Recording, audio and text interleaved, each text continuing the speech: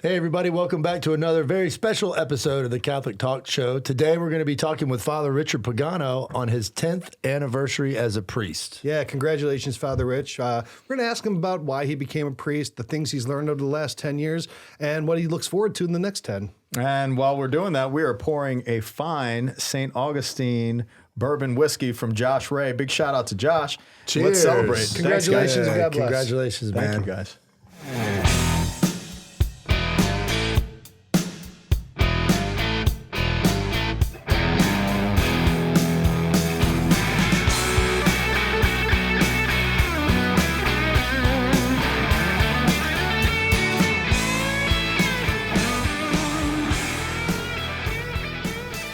I'm really looking forward to this episode. I know Nacho Libre had a big impact on you. Huge impact. That's why we have him over by you in St. Joan of Arc. He is the greatest inspiration to my priesthood, really. No, this is Thank awesome. you, Father Jack Black. Yeah, this is awesome. It's been, like I told some of our pilgrims, which we'll get into our pilgrimage later, but just the fact that you share your priesthood with us, that we're able to work with you to deliver this content.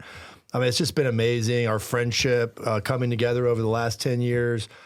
Just working with you, just the grace of God is just an amazing journey that we've been on together. And to see you be a priest and love the family that you're in. It's been thriving, too, you know? Yeah. And dying. I'm dying. Yeah, let's get into that a little bit. I'm dying. But 10 years, man. That's yeah, it's crazy. It's been a few, huh? Yeah, man. It's my mom said, happy 10-year anniversary. I said, well, it feels like 30. Yeah. But no, it's been a fascinating journey because yes, it feels like it's been a long time, but it also has passed by very fast as well. And looking back at the 10 years, there's just been so many unbelievable experiences. In the past 20 years, I'm getting close to that sense of walking with the Lord for over 20 years. And it's just been an amazing journey from youth ministry to the time that I met you at the Catholic Center, which must be like probably 18 years ago or something ridiculous like that. Ouch. 19 years ago. I don't even crazy. recognize pictures of you from the past. I really. know. I'm bro. like, I don't think he looked like that. Like, look at I was like, I don't even recognize I don't remember myself. that guy. I know, bro. Yeah. Well, before we get started, we want to pull Howard onto the screen because this show would not be at all possible without our producer. And, as Howard comes onto the frame, After he's done texting his wife, finishes playing his video games on his cell phone. We want to cheers with Howard too, and express my gratitude to my staff and the people who bought these beautiful glasses to commemorate this occasion. So to Howard, our producer, and my dear brothers. Cheers, brother. Why don't you tell everyone what these glasses are? So this is a beautiful gift from the staff from Barcelona, and they've designed it in fashion with the stained glass window of Sagrada Familia, and they know how much that church and Gaudi is such an inspiration to the work that we do here at the parish of St. John Paul II and building out a campus to honor sacred architecture and transcendence and the expression of the church of the new millennium and new evangelization in the charism of St. John Paul II. And, I just truly appreciate the gift. It's one of the nicest gifts I've ever received. Yeah, So, they're very beautiful. awesome. All right, Howard, you can go back in your corner. Just lurching on me. Love you, Howie. So let's go back to 10 years ago at your ordination day. Like, how did that happen? What are your memories from that? Where was it? Who ordained you? Yes. What was that like for you? So, leading up to being called to the priesthood, I received a beautiful message this morning from Bishop Estevez, and Oh, man, and that's nice. he's such a loving bishop, and he expressed, today as we celebrate your priestly anniversary, there are many reasons to give thanks for your faithfulness. Here in retreat with your brother, Father Elvis Gonzalez, and others who are your friends from the seminary, let the shalom of the risen Lord dig deep within your heart. And, just remembering that letter that I received from him on March 13th, and running over with it, the first thing I did was go to Bishop Lessard, who I took care of for 4 years, who's an elderly bishop, and who mentored me, who was like a spiritual director and just really a beautiful companion of joy He lived the charism of joy so fully as a bishop. But I went over to him, and it was the same day that Pope Francis was elected. So all the seminarians were gathering. White smoke was in the air. And I have this letter in my hand from my bishop that I had just opened. And it was like a really cool moment of like, wow, this is happening. You know, like I'm going to be called to the priesthood. And I get that sign from Bishop Estevez. So I walk up to Bishop Lessard in his house, and he's sitting in his recliner looking at the TV. With an extra cushion. Yeah, exactly, with several cushions. And I walk in and I look at him like, Bishop, everybody's gathered, you know, and we're going to watch, you know, the election. We're going to see who's announced as the next pope. Do you want to come with us? And he's like, Richard, shut up and sit down. So I sit down, and there I am with his letter, and I share it with him, and I walk outside, and I was his gardener for 4 or 5 years, and there was this one rose bush that never produced a rose for the years that I was there ministering. It was just like this kind of dead, mangled little thing. But once I noticed, I started fertilizing it. So that day, I wanted to go clip a rose from his rose bushes and just put it next to the TV just to commemorate this significant day. And I walk out, and there was one rose from that bush that never produced a single rose. So I clip it, put it in the cup, and then I put it next to the TV, and we sit down and we watch Pope Francis come out, and he's weeping, crying. I mean, he was just deeply moved. I was deeply moved. And it was just an amazing moment in time where, like, that was the start, the call. And that happened months prior to my ordination on May 18th, which is the birthday of St. John Paul II. And I asked Bishop Estevez when he set the day, I'm like, did you realize that that's John Paul's birthday? And he's like, Rick, I had no idea. Rick, I do not know these things. No, like, and it was just such a surprise providentially, because for me, it's like, JP2 is like everything for me. Yeah. So that was the start. And it was a crazy lead up, dude, to the ordination. Like, I got severely sick, like really, really sick. And stomach, nose, everything. Oh, good. Congestion, Perfect. coughing, like, and I had all my friends, people from all over the place coming to St. Augustine, so I couldn't even host them. And this guy let me stay at his house with all of my friends downtown St. Augustine. And that evening prior, the AC goes out, it's hot, and I'm coughing black stuff out of my lungs. Kind of stuff. So then Father Tetlow is like, buddy, you can't stay there tonight. I'll get you a room at the Hilton at Bayfront. So gets me a room. I get in there. I literally cough myself to sleep, pass out, wake up in the next morning, go downstairs. All I want is grapefruit juice. That's the only thing I had in my mind. I'm like, just give me some grapefruit juice. So I'm drinking the grapefruit juice. And then I get a phone call from Father Joe Gates, and he's frantic. Rich, somebody's going to tow your car. And next to this, so I'm like, you've got to be kidding me. Like, this is unbelievable. So now, and it's like maybe 30 minutes to my ordination. I'm not dressed. I'm dealing with all this stuff. I passed out, couldn't sleep. So I'm walking down, and I turn the corner, and Joe's in the middle of the road, and he's got this tiny little car, and he's blocked up like 3 parking spots. And I'm walking, I'm all fired up, and I'm like, he's like, Richard, they're going to tow your car. Hurry, I said, Joe, would you move your car, please? So Joe's like moving his car. I'm sitting in my car, and I've got my hands on the steering wheel. AC's turned up. I'm like, how is this happening? Like, I feel miserable, like this is crazy. And then here comes Tim Holita, Father Tim Holita. Shout out rector of the cathedral in Tally, one of my best friends. He comes around the corner, fully dressed, collar, suit. What are you doing? Smoking a cig. And he sees me in the car, and he just looks at me, and I look at him, I just look away, because I'm kind of ticked. And he beelines it over to the car. And he pounds on the window. Boom, boom, boom, boom, boom. He's all like mad face, he looks angry, right? And then he starts yelling, why don't you move the car? Move the car. He's using other words too. And the way he delivered it and how angry he appeared, it made me laugh so hard. Like, I just started hysterically laughing. And so I parked the car, I get out, and Tim looks at me, and he was just ordained like the year before that. He's like, you ready to get ordained? I'm like, let's make it happen. Let's do it. And I walk in, I get dressed, and now there's a whole entourage of guys that were leaving the house. And it's like, bro, it's like probably at this point, 10 minutes to my ordination, 8 minutes to my ordination. We start walking. So we pull up to the rectory where all the, there's 3 bishops and Yeah. 60, 80 priests or something like that. Cathedral's packed.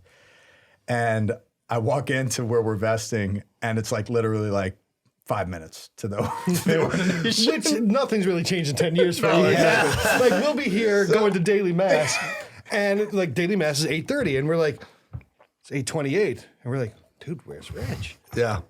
He's there, and then he comes out of his room at 8:29, makes it to the church in 30 seconds, and he's there. I mean, it's like Vested and ready to roll. I don't know how you cut it so close and make it. But never it's miss. always like You it's never always miss. it's always on point. And it's like I had every intention to get there an hour early for my ordination. Yeah, the intention. But like there were so many things that happened from then until the ordination. So now here I've got cough drops in my mouth, my throat's all jacked up, you know, and we start the ordination. And you know there are two prominent moments for me that I remember the most, and it was three. It was when the bishop, you know, anointed my hands and held my hands in his. And then when all of the priests extended hands and laid hands on me, and then when Father Tetlow vested me as a priest. That's cool. Those were three of the most prominent moments for me at the ordination. And it's funny because like I had a cough drop in my mouth at that ordination mass, and I've been attacked in my throat from that. Ever since you from do that get day that all the time. till today. Yeah. So I always have cough drops in my mouth. What does being vested mean? What is that like? It's where you're clothed by a brother priest, somebody who has inspired you or has been with you for the walk, and it's an honor to give somebody where they clothe you as a priest, or like clothe an you alb as a or something deacon. like that, It's or? the chasuble. So the chasuble is what you wear on top of the alb. So he first brings you the stole, you kiss the stole. And then the stole's placed on your shoulders as a form of authority of the priesthood and the teaching role of Christ. And then you're clothed with the chasuble. And then you embrace as a sign of peace. And then the people express, you know, their gratitude from there. Was anyone else ordained with you? No, I was by myself. By yourself. Yeah. Is that typical? I mean, it just depends on the diocese. So sometimes it's just one person being ordained. Typically, there's multiple people being ordained at the same time. And this was at the cathedral. Cathedral right? Basilica, St. Augustine, yeah. That's awesome. And then then after that, where'd you celebrate your first mass? So from there, we celebrated the reception at the mission grounds and then stayed down in St. Augustine. And early morning, sunrise, I celebrated a Mass of Thanksgiving at sunrise there. And then I also celebrated a Mass of Thanksgiving at Christ the King in Arlington, and then a Mass of Thanksgiving at my home parish, St. Elizabeth, where I was being called to be a priest. So I actually celebrated 3 Masses that day, and just to give thanks to God for the calling. Yeah, that's pretty cool. Yeah, but that sunrise Mass on Pentecost morning, the driving wind, so many people out there. It's where I heard my first confession as a priest, where I celebrated my first Mass. And I prayed over my cousin who was infertile for years, went through all the treatments, her and her husband, they couldn't have kids. And I prayed over her and her husband that morning on Pentecost and the first blessing as a priest out there for them. And they conceived a child while they were here in St. Augustine for the ordination through the intercession of Our Lady of La Leche at the first mission at Mission Nombre de Dios. Very special memories. Yeah. Did they name the kid Richie? No, that was a girl. Regina. Regina? Regina. No. Yo, Regina. Regina. That's beautiful, man. Yeah, that's super cool. I mean, I think that gives us context to why you love the mission grounds so much, and you know how that, you know. The inspiration really came from Archbishop Hurley, who inspired me because, you know, he was the one who built the Great Cross, largest cross in the hemisphere. You know, like he was a visionary for the state of Florida. He was the one who secured all the properties. So if you think the Catholic Church is prospering in the state of Florida, it's in greater due to Archbishop Hurley. And he required his newly ordained guys, like all of them, you got to celebrate your first Mass at the rustic altar. That's like, you know, no argument. Like, that's what you do. And he was a strong leader. And I remember coming across that and I was like, yes. I've got to do it, and on top of the fact that it's just such an important place to me and my family, and where my grandmother, my grandfather used to come when they were coming from New York. They would stop in always and visit the shrine. And I have great memories being a kid, coming out on the shrine and receiving rosaries as gifts. I still have one rosary that I remember vividly as a kid receiving there. It's a very special place, a sacred place, and many experiences of pastoral moments over the 10 years. So I look at these 10 years and I think of my priesthood. It's absolutely tied to the mission. Yeah. It's tied to Mission Nombre de Dios. It's tied to St. Augustine. Even the church you're building is through the ministry that had occurred there. Exactly. That's foundational. And it is the expression of the parish of St. John Paul II here in Nocatee in Ponte Vedra, Florida. We are the northern territory to Mission Nombre de Dios. And the architectural expression is a continuation of the mission. It's a continuation of the Cathedral Basilica. And it is an enhancement. It's like to take the next step further architecturally and express ourselves as a people and to continue to proclaim the gospel in new and invigorating ways. So you guys know I prepare for episodes, right? And even when interviewing the guy I sit next to for 5 years, right, I'm still going to prepare for it. So I went and I looked up some articles on Father Rich. And he had this great article on EWTN. Two things really jumped out to me. Number one, on the article about your conversion story, they got a big ad for This is on EWTN? Yeah, they got a big ad for Father Mike Schmitz on your article. Once again, let's light the candle, man. I am not Father Mike Schmitz. No, this is on the Register. Oh, on the great. Register. Big ad for Father Schmitz on That's your article. so funny, dude. That jumps out, doesn't And it? how did you discern your call to a priesthood? But there's something I really liked in there. And I think a lot of this was talking about your devotion to John Paul II and how your priesthood's really been shaped by the legacy of John Paul II. That you had to give a presentation on him in college and that you had been getting an A in that class. But what happened after you gave that presentation? I was killing that class. I got 100 on every presentation. It was all public speaking. So this is community college, and I just had this massive conversion. Like, Jesus' love is real, and I'm like falling in love with JP2. Like, everything that guy wrote, everything he said, I'm like, he's legit, and I turned and we're submitting our final, and we're supposed to submit a person of influence in the world, like a hero figure, a person of influence. The guy's turning in, Martin Luther King Jr., the Dalai Lama, like all these. Yeah. So I'm like, I want to do John Paul II. And the lady's probably fallen away Catholic, very kind of like hardened. And then she says, no. So what do you mean no? I don't understand. I had a great relationship with this lady. I'm like, what do you mean no? She's like, you're to not make a presentation on John Paul II. This guy's doing the Dalai Lama. This guy's doing, Gandhi. Why can't I do John Paul II? Because I said you cannot do John Paul II. You need to do somebody else. So I prepare myself. What do I do? You guys know me. I'm going in hard, dude. Yeah. And I'm going to give the best speech of my life. Hard in the paint. And I took it to the next level, right? So I gave the presentation. I hit the timestamp. I landed this thing like no other. Everybody's applauding at the end of the presentation, and she's just pissed. She gave me an F on the thing, but it dropped me down to a B. And I say I'm like, it's my favorite B that I've ever received in my entire life. So how has John Paul II continued to kind of inform and guide your priesthood? And then where you ended up and how all the things that have kind of almost been, I want to say, just him interceding in your life. It's without a doubt, man. Like I would have not come to the point where a bishop called me. And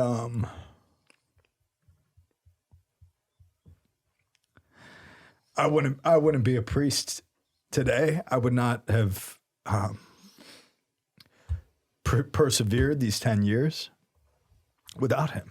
I mean, like he is an inspiration, but his intercession is powerful. Like I've wept at his grave, dude. Like when I was struggling in my discernment and leading up to, my pastoral year, and I took a year.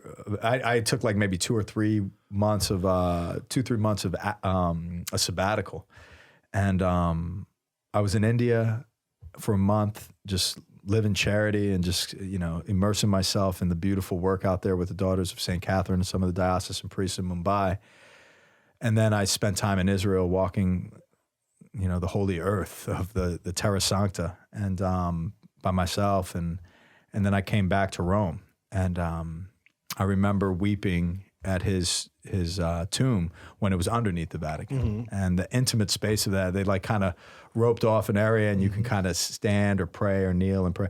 And I took up that corner, dude, and I was there for hours, for days, and just praying and reflecting and reading his materials. And I felt so reinforced and strengthened by him. And I remember coming back from Rome, and Bishop Gallione at the time taking me back in. And at the time, the vocations director was like, no, we're going to wait. And then other dioceses were calling me like, Rich, if they don't want you back, like, we'll take you over here in PT, like all sorts of stuff like that. And I just remember how close he was to me then. And then, obviously into my priesthood, into the ministry with the kids, the youth, with all the schools of our diocese. I was in all the schools. I did all the youth retreats coming out of the gate, and everything was always influenced by JP2 and St. Faustina. And to now be a missionary of the Holy Father of Mercy, to exercise the apostolate of mercy that was given to me by Father Serafim Mikolenko as an apostle of mercy years ago, as a MIC, Marians of the Immaculate Conception, out of the Stockbridge Shrine of the Divine Mercy. Like, seeing all this converge, JP2 has been at the heart of it all. And then, being called to the ministry and media by Bishop Estevez, and being sent over, to the other coast, to the West Coast in San Diego, and go to attend to school in his name. Yep. JP Catholic at John Paul the Great. It's just like he's been every step of the way, and feeling the mission to online evangelization. It's crazy that God reconnected us. And at JP Catholic, I was able to do my internship at JP Catholic, and then to come back here, and I'm discerning an online ministry exclusively and thinking about a religious community. And then all I kept on hearing was mission, mission, mission in my prayer. You're called to mission, mission, mission. And then mission, St. John Paul II opened up, which I didn't think was going to be a possibility. And then I got hit by the Holy Spirit, and now I'm the first pastor of St. John Paul II Parish in the Diocese of St. Augustine. Like, it's just crazy. So JP2 is everything to me. Everything. Yeah. He's been watching your career with great interest. And protecting me, man. Yeah. Like, he's just a powerhouse in prayer. So if you need an intercessor out there and you don't know JP2, get to know him. He's amazing. Where are his remains now? In the Vatican, in the altar of St. Sebastian in St. Peter's. Okay. So right when you walk into St. Peter's, on the right-hand side, you'll see the Pietà. Next to the Pietà, you have the San Sebastian, chapel, basically, and then his remains are right there. Yeah, because I was down in the crypt. The crypt. That was the best. He was down there when he was a blessed. I kind of wish. Overwhelming sense of so overwhelming. Not that I don't like where he is now. Yeah. I loved when he was down there. You loved. Some people liked it. I loved it, Brian. Yes. Oh, that's awesome. Powerful place, though. Yeah. Well, I think JP2 would be pretty proud to have a priest like you kind of in his cast. So I got a lot of work to do, man. We all do. So what are some of the big things you learned about being a priest? Like starting out, being fresh-faced young priest, like, you don't know what you're kind of really getting into. You can't really ever know. That's the truth. I said that earlier. Like, Tony, shout out Tony, she bought me she had this picture made of Father Tetlow vesting me this morning, which I kind of really, Tony's great. Tony's a sweetheart. Yeah. So she gives that to me, and she's crying. I got tears. It's just a beautiful thing to do. And but I looked at that, and I literally said this morning, I'm like, I had no idea what I was getting into. You have no idea. Yeah. You have no idea. You could study it. I shadowed Tetlow. I was with him in the parish at Santa Maria del Mar for 2 years. By his side every step of the way. Studied it in the seminary. Hung out with a bunch of priests. You have no idea what you're getting into. Yeah. Yeah. But the journey's powerful, dude. Like, I would not want a job where I wake up and I do the same thing every day. Yeah. I wouldn't want a job that, like, hey, everything's good all the time. Yeah. I wake up some days and all I have is the face of Christ and him suffering. And it's like, let's make it happen. You know what I mean? And it doesn't mean every day's like that, but there are tough days, there are beautiful days, and there's days in between where it's just labor. And all in all, like, the beauty of it is that Christ is there always inviting you into communion with him suffering or him extending mercy, him extending compassion, extending hope to somebody and repairing wounds and healing. And, you know, that experience, like, you know, even administration. And I you guys hear me sometimes like blowing off steam with stuff that I got going on at the property that's driving me nuts with people dropping off mulch on the, you know. I saw that. I'm like, oh, wow, you guys are doing some landscaping. It's not even for us. It's like illegally dumping on it's like my 3 on the tons property. of mulch right in front of your church. America, you know? And they're right next to the pipes that are exposed that could be run over by this bobcat, you know, and like then I've got a water problem, you know what I mean? Like stuff like that. But even that. You should let them break it soon and then get the money and then put it into the church construction. Yeah, like, wow, you messed it up. We got to grade the field now. But even the administration aspect of it is a joy. Yeah. You know, like we just had fellowship at the link. Big shout out Raghu and the work that he's doing with Sapna Institute and here in town. He's just a phenomenal guy. It's a labor of love for the community, whether the community realizes it or not. It's in the name of Christ, and we're doing good things. And it's like it's a beautiful thing, you know. But it's something you don't know, and it plays out differently for everybody. Like my priesthood is different than Father Tetlow. Yeah. Like there's no question. I hope so. Like, but it is. I mean, like, and my priesthood's different than Father Matt King or Father Matt Hill or Father Clay Ludwig or Father Peter. Well, it's the same thing if I look at my wedding pictures. I'm like, I was 22 years old, man. And I'm like, you don't know what it's going to be like, kid. You know, it's going to be a big ride, right? And there's going to be a lot of things you don't expect. And the mystery of your children, like they're coming up. Like, who is this that has been entrusted to my care as a father or a mother? Like, the mystery of that child is going to unfold, and you got to respond to it in the day. Some days it's like, you know, man, this is tough. Other days it's like, this is beautiful and joyful and intimate. Like I was holding Claire this morning, you know, shout out John and Kyle, you know, like it was such a gift. Like this is a nice way to start the day. You know what I mean? Other days it's like you got teenagers and you're going to the hospital in the middle of the night. Yeah. And you know, you're seeing them stitch up the wounds of them hurting themselves. And it's like you're there with the family. You know, it's a powerful way of life, and I don't look at it as a job. It's a vocation. And you know, it's a beautiful vocation, just like the vocation to being a parent. Yeah, I mean, a spouse. Our society is so anti-commitment, especially men. I mean, men, you know, modern world really avoid commitment. But I mean, if you're looking at the commitment of, you know, marriage, like Delacrosse and I made, you know, I mean, that's a big commitment, and you don't know what's going to happen. You don't just, all you know is like, I love this woman, and we're going to see what happens. We're going to take it from there. And it's like the same thing with the priesthood. It's like, I don't know what's going to happen, you know, these next 10 years or 20 or 100 or however many years I get. But one you thing jump I in. do know, like I just love the Lord, man. Yep. Like there's no question in my heart how much I love Jesus. Yeah. You know, and like when it comes down to it, it's like I may be in a shitty spot, but I love you more. Yep. You know, like I love you more. Yeah. And it's not, you know, and I truly believe in the hierarchy. I truly believe in the structure of the church. This is how it's been instituted, and that's how it's been held together, and thank God for it all. But it's like, it's not because like the bishop's so favorable to me. You know, we have a great bishop. Yeah. It's not because we have a great archbishop or a great, you know, like nuncio, or it's like, it's not because we have a cardinal. It is the love of Christ that holds the church together, and our vocations are held together by him. And it's the holy order of life. Like it is a bishop ordered toward Christ. It is an archbishop. It's a cardinal. It's a pope that's ordered toward Christ. That holds the church together, because it is Christ intimately being a part of our lives, where Jesus' love is more. His love is more than what we are suffering today, and his love is going to hold us through. All right. So what are you most proud of in the last 10 years, and how do you envision now being a priest, being somewhat settled into your vocation in terms of that duration? What do you see in the future of your priesthood? Yeah, I guess I got to stick with St. Paul on this. I mean, what do I boast in is my weakness. I boast in the times where I failed and the times where he has intervened.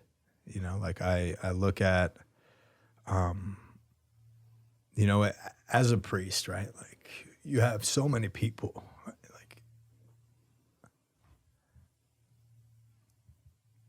you know, I had a parish of like 6,000 families. I had a school of, when I left at 320 kids, we started with 260 at St. Joseph's. Academy, oldest Catholic school in the state of Florida. You know, I had the kids in all of my feeder schools, Palmer and San Jose and San Juan del Rio and CPS and you know, it's a lot of people, and you fail a lot of people. Yeah. You know, you can't be present. You want to be present. You can't be present to everybody. So it's like you've got to go through all of the needs, all of the wants, and it's like you got to find, where is Christ calling me right now? Mm-hmm. What can I do right now? And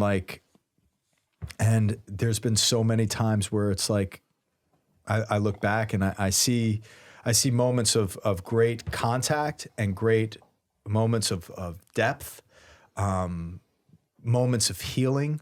You know, I look at what we did at St. Joe's and rebuilding that school and branding and promoting it and marketing it and building it to capacity and having a successful football team that went undefeated and won against John Paul, actually, which was Tim Holita's school. Oh, you know, cool. like and you know, exposing the kids to the Florida Martyrs and you know, I took the whole football team out there. And they all took their shoes off in this like field and just started walking around. I'm like, these are real men. These are, you know, like I'm like, these guys gave up their life for the faith. You need to respect it. You need to be quiet. You need to be silent. You need to go walk and prepare for this game. And you need to be united. You know, it was just awesome. And they went out and it was a 10-0 season, and they won 10-0 against John Paul the Great. It was awesome. Did you rub it in Holita's face? Of course I did. They had like, dude, Knock on his window all mad. Move your bad team. I'm a way better motivator than you. It was like they had 3 priests on their side. They may even have 4, but it was Bush, it was Father Bush, it was Mike Nixon, Father Mike, and then Tim. And they're all on one side of the field. And then I've got my crew on my side of the field. We were outnumbered, but it was like, you know what, we aren't going to back down. And it was awesome, dude. Like, it was a great memory. But, you know, these moments just create, like going out to San Diego, connecting with the first mission, you know, from the first mission on the East Coast to the first mission on the West Coast. And I got to plant my heart out there and meet so many of my best friends that are still super close on these chats. And like, I know I've got a group of people that just love and support me, and we've walked together in faith, and I'm looking forward to being with them this summer. But yeah, it's just, you know, you look at the 10 years and it's not like I pride the things that, you know, I've done. Anything good that's been done has always been done in collaboration. We rebuilt the spirituality of a parish, but the spiritual life committee, we had parish retreats and in-services and days of reflection, you know, and that became very, very successful. But it's always been a group of people. Same thing with here at St. John Paul II Parish. Mm-hmm. Like, it's a group of people making something happen, and it's like, it's inspiring to see. Yeah. So what are your big goals for the next 10? Yeah, I just want to wake up, man, and be faithful tomorrow. You know, like I want to wake up and I just, you know, as long as I'm breathing, like I just want to try to do what the Lord's asking me to do and be faithful and be courageous and kind of take risks and see where it all plays out, man. Like I'm a strategist when it comes to pastoral care and designing programs and retreats and like community development. I could do this stuff all day. I love it. Strategically with content, whatever. Like, I love that type of stuff. But like strategizing my life and how it plays out, like, you know, I don't know. I don't know what the next 10 years holds for me, but I just want to wake up today and serve, and I hope that I could wake up tomorrow and just continue to serve the Lord, and I just trust completely that His plans are way bigger than my plans. His plans are going to be far more effective than my plans, and I just want to be faithful to the opportunities, the capacity of serving the people that are around me, like Raghu. Like, Raghu's Hindu, you know, not Christian, not Catholic, comes from India. I have a huge love for India. And he and I, like, personality-wise, philosophy-wise, and, you know, like, God's put us together. There's no question. I'm looking forward to seeing what happens with that relationship with Raghu and see what happens, because it's new, it's exciting, and it's real. And there's a lot of capacity there because that guy's gifted. Yeah, the technology that they're putting in over there, Oh, my and the gosh. vision that they have for using technology. And it's Really right cool. where we are too here. It's like the merging of that, moving the church forward through technological means to meet the public good and to establish solidarity and community development. Yeah, Exactly where I'm at. I keep going back to just listening to this, which has been beautiful, is the fact that God sends us. Yes. Right? It's not us that figures out where we're supposed to be or whatever. It's like you're being sent. And looking at like, you got all these things going on. It's like, what is important now? It's like, whatever is important now is the Holy Spirit telling you God is sending you here. Yeah. And for some mystical way, he takes care of all the rest. And he fulfills your heart. Like Yeah. I've always wanted to serve St. Augustine. Yeah. Always. Yeah. So he put me at St. Joseph Academy. Yeah. I want to give back to my community in Palm Coast. Yeah. I still do. It's in my heart. Yeah. He puts me at St. Elizabeth Ann Seton. Yeah. I love John Paul with my whole heart. He constantly gives me opportunities to grow in relationship with him. JP2 Catholic, and now I'm the pastor of his. It's like Father Lawrence Peck. Big shout out to him in Gainesville. He's like, Rich, everything you have to be a part of has to be named John Paul II. It's cool because I need extra care, Father. I need extra care. and I do, and JP2 knows that. But it comes down to being sent. I could have never foreseen being a part of those things. I could never foreseen. I didn't even know John Paul JP Catholic existed. And then you and I connect out there because you're counseling and trying to help market and doing things with that. It's like, how does all that happen? It's just, we're like a degree of separation, like from one another. But then when God breaks down that degree and he brings it together in his hands, he can create something beautiful and new and exciting. And that's what I've constantly seen. So it's the divine romance that Fulton Sheen talks about. I mean, it's like seeing what he does. I'm more about that than anything that I'm going to do or figure out and have like a 10, 20, 30, 40-year plan, and then I'm going to be here or there. Yeah. I just hope I die. It's a waste of mental and get energy. buried out of Mission Nombre de Dios. We could help with both of those, really. Yeah. I know how to dig a hole. So this might be my last day, guys, but you know where you can visit me, in the unmarked grave. so Let's put him right here. you're no longer a rookie, right? You're no longer the fresh-faced priest. It's nice to see younger priests come up, though, Yeah. and be that fresh-faced priest. Because you always got to have that cycle. You got to have new ones. So you're more seasoned. You're now, I think, you're in your prime Peppered. years. You're in your prime years now. Yeah, you're definitely peppered. Definitely peppered, bro. I'm like almost fully gray. Congratulations. Thank you. Yeah. I feel good about I it. feel proud about this too. Yeah, I want to grow a it's beard all like happening. Howard. Then I'd really feel good about myself. Have a mighty beard like Zeus. Mighty beard. More like Neptune. Look So- at that illustrious thing. What It's advice gorgeous. would you give for the young guys coming up, the young guys in the seminary right now, the guys who are getting ordained this year, the guys who are considering the priesthood?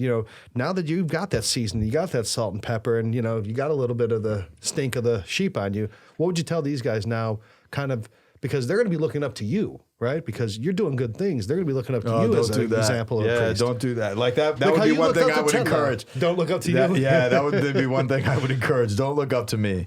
I feel like Charles Barkley right now. But I'm not a like, role model, I'm priest not a role kids. model. I'm not. And the thing is but like, look to Christ. And it may sound trite, it may sound pietistic, but stay close to your liturgy of the hours. Stay close to the Blessed Mother and pray your rosary. And you're going to have some days where you don't get it in. You're going to be suffering. You're going to be doing 16-hour days, 18-hour day. You're going to be up in the middle of the night. You're going to be doing your thing. You're going to have, but always turn back to our Lord in the liturgy of the hours. He will guide you, guide you, guide you. He'll meet you no matter what you are suffering. I promise you, I've suffered all sorts of crazy things, crazy ass things. And I'm sure, and it's the things that you don't want to suffer. You're like, Lord, please don't bring me to this. It's like, that's the stupidest thing to say to the Lord. Because he's going to bring you right to it, and he's going to guide you through it. Every time. Every single time. And he'll just make you stronger. He'll make you stronger, but stay close to him. Because that's the faith, man. And that's what I've always learned with JP too. Like whenever I'm suffering most and I pray and I'm turning to him because he's my best friend in the spirit, he's resting his head on the cross. Just like he rested his head on the crozier, he rested his head on the cross. Just rest your head on the cross. Take some breaths. You might be having a panic attack. You might be going through God knows what. rest your head on the cross, take some time, take a breather, take your retreat, go up to your mountain, go up to your silent retreat, surround yourself with the people who love you, serve to your capacity, but make sure you have the people around you to support you. And that's what I appreciate about you guys. It is a labor. We crank out a ton of work together in a 3-day period of time. And sometimes it's tough. Like yesterday was tough. The shoot was tough. It was tough moving into this morning. I know it's been tough on Howard. You know, like it's been a hard shoot this time around, but you know, we're friends, and I know there's love here, and I know I've got support. You know, I've been smacked in the face and kissed 5 times by Delacroix, you know, on the cheek, you know, just supporting me. And it's like, you know, we need to have, don't go out trying to search for all of these friends. Like, cultivate the friends that you have. Life is hard. God's given them for a reason, for you to endure and persevere, you know, and that would be my encouragement. You know, don't try to be friends with all of your parishioners. Don't try to respond to every single one of the dinner invitations that you get. You are going to burn yourself out. You know, respond to people's suffering, and then take some time to pray and have some fellowship with friends. Order your life like that. You know, I'm not saying that you're going to persevere to the end. All I've been persevering to is 10 years, and I don't do it perfectly. You know, so. Awesome. Well, Rich, congratulations on 10 years, man. We're proud of you. And, you know, here's to the next 10. Praise the good Lord. All right. Howard, love you, Bubba. And to each of you out there, to our patrons, to our followers on Facebook, Instagram, and Twitter, thank you so much for supporting the show, sharing the content, and spreading the good word with the Catholic Talk Show. Again, thank you to our patrons. We wouldn't be able to do this without you. Thank you for your financial support. If you do want to become a financial supporter of the show and help us, go to CatholicTalkShow.com/Patreon. There you can see every way that you could support us, and we've got some great gear to send your way to say thank you. And God willing, till next week, we'll see you. Catholic Talk Show. We're out.